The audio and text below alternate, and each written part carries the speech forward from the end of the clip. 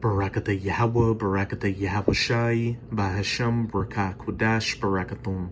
First and foremost, I want to give all praises, glory, and infinite honors to Yahweh Bahasham Yahweh Shai. Double honors to the apostles and elders of Great Millstone who rule and teach well. In peace and salutations to your Akim out there, pushing this word in truth and sincerity to the four corners of the globe. May you brothers endure until the end. This is the brother Ra'aya with another video, and I'll be reading from an article on AmericanMilitaryNews.com titled, Former Senator Harry Reid repeats claim UFOs made U.S. nukes unlaunchable, wants investigation. And it wasn't little green men and flying saucers that made those nukes unlaunchable. It was the angels of the Most High piloting the chariots of the Most High that made those U.S. nukes unlaunchable. And it's beautiful when news articles like this come out because they just further reaffirm the validity of the scriptures and show that these end times prophecies are taking place as we speak. Because in the scriptures it says that the angels of the Most High would control these nuclear weapons, which are also biblical, and allow them to reach their targets without any problems, and that they'd also control the anti-missile defense systems of some of these heathen nations to make them fail so those nuclear missiles could reach their targets. And the main nation that this sabotage campaign is going to happen to is the United States of America, which is biblically known as Babylon the Great, as well as spiritual Sodom and Egypt, as pursuant to Revelation 11, verse 8. Towards the end of this upcoming nuclear-armed World War III, these different nations on the planet are going to shoot their nuclear missiles onto the U.S., 200 million of which are going to turn the U.S. into the biblical lake of fire from sea to shining sea, and then a desolate, uninhabitable wasteland afterwards. Former U.S. Senator Harry Reid repeated claims in a new documentary that so-called UFOs, really the chariots of the Most High, interfered in U.S. nuclear weapons facilities, even prohibiting the weapons' launch altogether. In the documentary, The Phenomena, that released Tuesday, Reid said, repeating claims told to him, if they had been called upon by the president to launch the nukes, they couldn't have done it. And one of the brothers told me once about a story he heard that during the Cold War at a U.S. nuclear launch facility, that the launch procedures just started without anybody doing anything, and right before the missiles launched, the sequence shut off. And that just goes to further show that when the time comes, the angels of the Most High are going to be in complete control of the nuclear arsenals of these different nations. And even if they didn't want to shoot the nuclear missiles, that's not going to happen. Reid, who was a prominent figure in forming the Department of Defense's secret UFO program, said there have been numerous UFO sightings by nuclear launch officers. He did not elaborate on any additional details supporting his claims in the documentary, but said most UFO research hasn't seen the light of day. Nobody has to agree why it's there, but shouldn't we at least be spending some money to study this phenomenon? He said in the documentary. Shouldn't we study the stuff? The answer is yes, and that's all this was about. And why the federal government all these years has covered up, put brake pads on everything, stopped it. I think it's very, very bad for our country. Reid isn't the first to discuss UFOs as interference of nuclear weapons. Prominent UFO researcher Robert Hastings alleged in 2010 that at least 120 former U.S. service members had witnessed UFOs flying around nuclear weapons facilities, some of whom claimed nuclear weapons became inoperable in the presence of the UFOs, CBS News reported. Reports of UFOs interfering with U.S. military operations aren't new. In fact, Congress has pressured the Pentagon for answers on reports of UFOs flying through military airspace.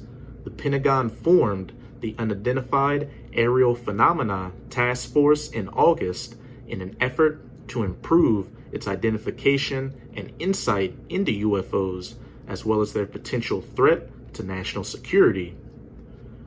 So with this article, now let's get into these precepts. This is Joel chapter 2. I'm going to start at verse 1. Blow ye the trumpet in Zion, and sound an alarm in my holy mountain. Let all the inhabitants of the land tremble, for the day of Yahweh cometh, for it is nigh at hand, and it's very nigh at hand. And those that are blowing the trumpet are the men of the Lord, the prophets of the Most High, chiefly through GMS or Great Millstone, going out there on the highways and byways to preach this word, as well as putting up video epistles like this to warn you Israelites, or so-called Negroes, Latinos, and Native Americans, as well as the Israelite foreigners who look like these heathen nations, and to let you heathen nations as well know the times that we're coming into, and they're not good. It's nothing but lamentations, mourning, and woe, and these nuclear missiles are going to play a big part in it.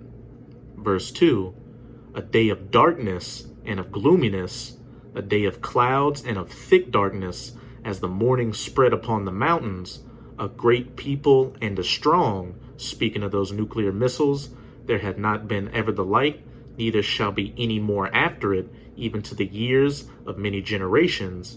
And where it says there had not been ever the like, it's referring to the fact that these nuclear missiles came about very recently, beginning with those atomic bombs that were dropped on Nagasaki and Hiroshima during World War II. And where it says neither shall be any more after it, once these nuclear missiles are fired, every single one of them is going to be used. And when the dust settles, the kingdom of heaven is going to be established, where you heathen nations are going to be subservient to the nation of Israel, and we're not going to let you build weapons of war anymore. A fire devoureth before them, that nuclear warhead, and behind them a flame burneth. Hey, those rocket boosters behind the missiles. The land is as the Garden of Eden before them. Before those warheads detonate, the land looks normal. You've got people and animals and cities and just life going on as normal. And behind them, a desolate wilderness. After those warheads detonate, the land is turned into a desolate wasteland, like those Mad Max movies or the Fallout video games. Yeah, and nothing shall escape them. The appearance of them is as the appearance of horses, and as horsemen, so shall they run. Like the noise of chariots on the tops of mountains shall they leap, like the noise of a flame of fire that devoureth the stubble, as the strong people set in battle array. And you have to remember that when the prophets saw these visions thousands of years ago, they didn't know what a modern day nuclear tipped ICBM was, so they described it with what they knew during their times, ancient weapons of war like horsemen and chariots, and spears and javelins, bows and arrows, flying swords, etc., etc. Verse 6, before their face the people shall be much pained. All faces shall gather blackness. All faces shall gather ash and soot from these people getting burned up by those nuclear missiles.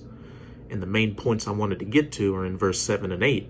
They shall run like mighty men. They shall climb the wall like men of war, and they shall march, every one on his ways, and they shall not break their ranks. The angels controlling these nuclear missiles, guiding them to reach their targets. Neither shall one thrust another. They shall walk, every one in his path. The angels are going to get these missiles to their targets without a hitch. And when they shall fall upon the sword, they shall not be wounded. And that sword is referring to those anti-missile defense systems, which are also going to fail in that day. And the main place that, again, is going to feel this spiritual sabotage is the United States of America. What did we just read about in that article from American Military News? That UFO sightings led to the U.S.'s nuclear arsenals becoming inoperable. Now I'm going to go to Psalms chapter 58, start at verse 3. The wicked are estranged from the womb, and we know who the wicked are, as pursuant to Malachi 1 verse 4, the border of wickedness. Also the wicked whom the earth has been given into the hands of, in Job 9 verse 24, Esau, Edom, the so-called white man. They go astray as soon as they be born, speaking lies. Jump down to verse 6. Break their teeth, O power, in their mouth. Break out the great teeth of the young lions, O Yahweh. And the teeth are a lion's main weapon. And we know from verse 3 that this chapter is talking about the Edomites. So it's saying, break the weapons or the military might of the Edomites, O Yahweh. And the main young lions that are going to get their teeth broken are these American Edomites. When these nations shoot their missiles onto the U.S., the angels are going to be guiding those missiles to hit their targets, so they don't break their ranks. And also when they fall upon that sword or the U.S.'s anti-missile defense systems, they're not going to get wounded because the angels are also going to be on those anti-missile defense systems to fail in that day. Verse 7, let them melt away as waters which run continually. When he bendeth his bow to shoot his arrows, his nuclear-tipped arrows, let them be as cut in pieces. When the U.S. goes to shoot its missiles on its enemies, the angels are going to cause most of those missiles to fail. Back in that article on American Military News, when so-called UFOs were seen around the U.S.'s nuclear arsenals, they were rendered inoperable.